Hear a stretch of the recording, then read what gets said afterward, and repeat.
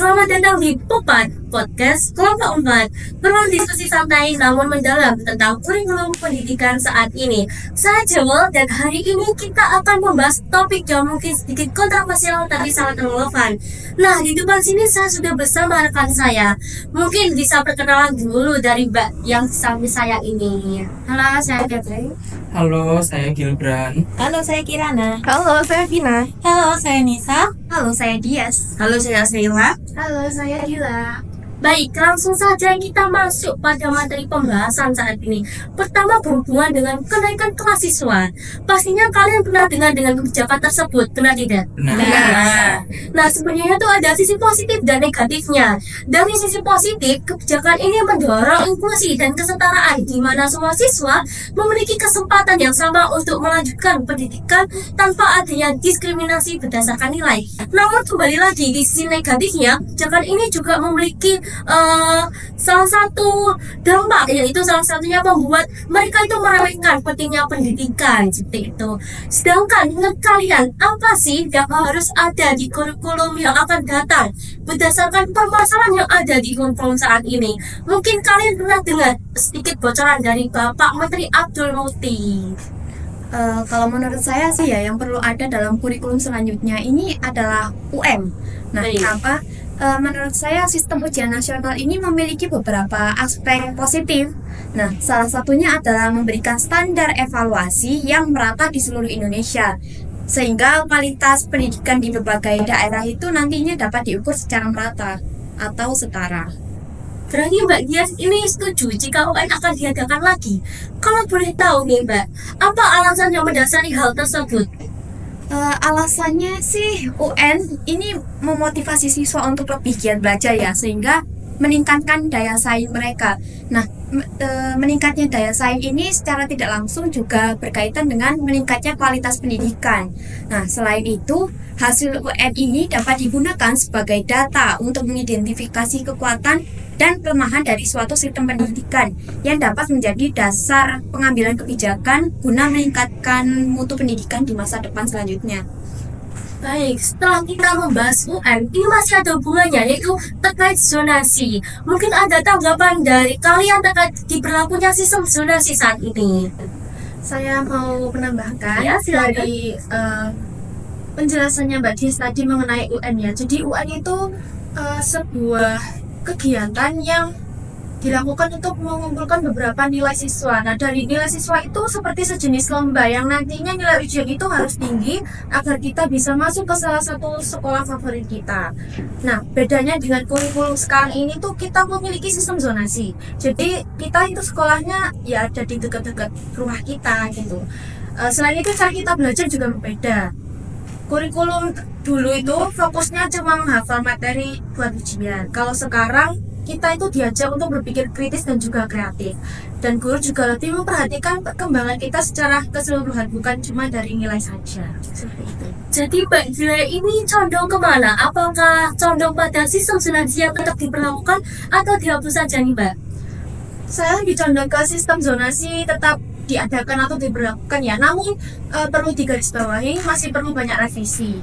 Nah, agar sistem zonasi ini tetap efektif, alangkah baiknya harus berfokus pada peningkatan kualitas semua sekolah, baik dari segi fasilitas, guru maupun kurikulumnya sendiri.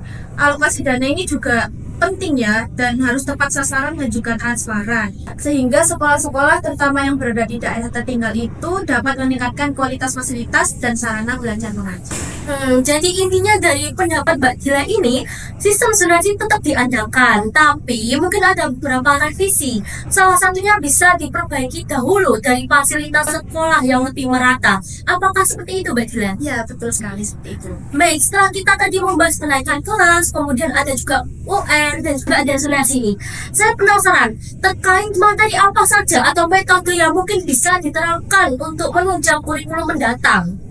di sini saya mau memberikan pendapat saya ya.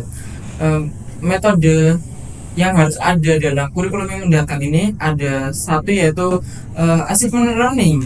Yaitu assessment learning ini bisa disebut sebagai pendekatan pembelajaran yang berfokus pada pencapaian dan juga hasil belajar seorang siswa Dan assessment learning ini bisa kita uji melalui seperti ujian lisan ataupun ujian tes, lalu bisa dengan membuat sebuah produk ataupun proyek.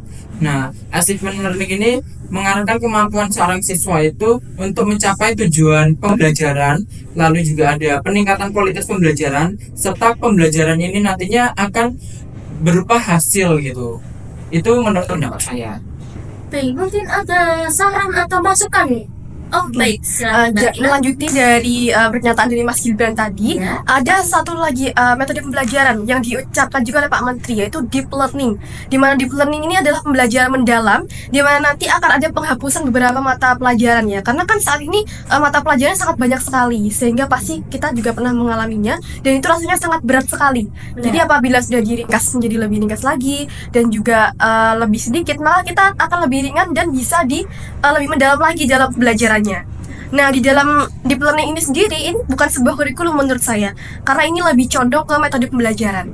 Nah, dalam deep learning itu ada 3 elemen utama, yaitu ada meaningful learning, mindful learning, dan juga ada joyful learning. Ya, saya izin tambahi Ya, silakan. dari Kirana. pendapat Mbak Vina bahwa mindful learning itu sendiri adalah metode pembelajaran yang menekankan untuk siswa lebih aktif dalam pembelajaran. Jadi menurut saya metode ini mirip dengan CBSA yang ada di kurikulum 84. Nah, mindful learning ini hadir untuk mengganti pendekatan pada kurikulum sebelumnya yang lebih menekankan pada hafalan. Nah, mindful learning itu sendiri ada 3 komponen utama, Ya. yakni ada awareness, ada attention, dan ada acceptance. Seperti itu. Apakah ada tambahan? Ya baik, saya izin menambahkan Baik, silakan Mbak Nisa. ya mengenai metode pembelajaran lainnya, yakni meaningful learning, yang artinya adalah pelajaran yang bermakna. Maksudnya membuat siswa memahami makna atau tujuan dia belajar. Untuk mencapai pemahaman makna suatu pembelajaran, guru perlu menghadirkan situasi dunia nyata di kelas dan mendorong siswa menghubungkan pengetahuan yang mereka miliki dengan penerapan kehidupan sehari-hari. Jika metode ini diterapkan, salah satu manfaat yang didapat siswa yaitu informasi yang dipelajari lebih lama dapat diingat karena mereka memahami makna pembelajaran itu. Saya ingin sedikit menambahkan pendapat dari Mbak Nisa. Peserta didik harus mengetahui tujuan pembelajaran yang akan dipelajari, sehingga peserta didik merasa pembelajaran akan lebih menyenangkan, atau istilah kerennya tuh joyful ya. Maksudnya yaitu peserta didik akan lebih paham dengan materi yang dipelajari, lalu akan lebih mudah diterapkan dalam kehidupan sehari-harinya. Contohnya seperti pembuatan tes prosedur membuat kue, dan juga langsung dipraktekkan saat itu juga proses pembuatan kuenya, seperti itu. Jadi sudah membahas metode dan juga sudah dapat elemen-elemen yang tadi sudah dijelaskan sama Mbak Vina ya. Saya penasaran terkait hubungan ketiga elemen metode tersebut untuk kurikulum masa depan. Mungkin bisa dijelaskan ya. Izin berpendapat tentang hubungan dari mindful, joyful, dan meaningful. Jadi hubungan di antara ketiganya yaitu bermakna dalam kurikulum masa depan sangat penting untuk menciptakan pengalaman belajar yang holistik. Pendekatan yang peka memastikan siswa mengembangkan kesadaran diri dan empatinya. Sementara elemen pembelajaran yang menyenangkan meningkatkan motivasi belajar dan keterlibatan siswa dalam pembelajaran. Dengan mengaitkan mata pelajaran dan dengan kehidupan, di kehidupan nyata, siswa dapat menemukan makna dalam apa yang mereka pelajari. Baik, jadi pembahasan ini dapat disimpulkan bahwa kurikulum masa depan harus mengatasi kekurangan kurikulum saat ini dengan fokus pada motivasi belajar, kemudian ada pemerataan kualitas pendidikan. Sistem zonasi juga perlu diperbaiki, sementara ujian nasional bisa dihidupkan kembali untuk standarisasi evaluasi. Di dalamnya juga terdapat 3 pendekatan, yaitu deep learning yang sudah dijelaskan juga. Nah, apakah seperti itu ya kesimpulannya yang saya dapat? Baik, itu saja pembahasan saat ini. Terima kasih sudah menonton Pompat. Ini semoga diskusi kali ini memberikan inspirasi dan wawasan baru bagi para pendidik, orang tua, dan siapapun yang peduli pada masa depan pendidikan. Dan teruslah menjadikan belajar sebagai perjalanan yang bermakna dan menyenangkan. Sekian dari kami, sampai jumpa lagi. Sampai jumpa. Pak.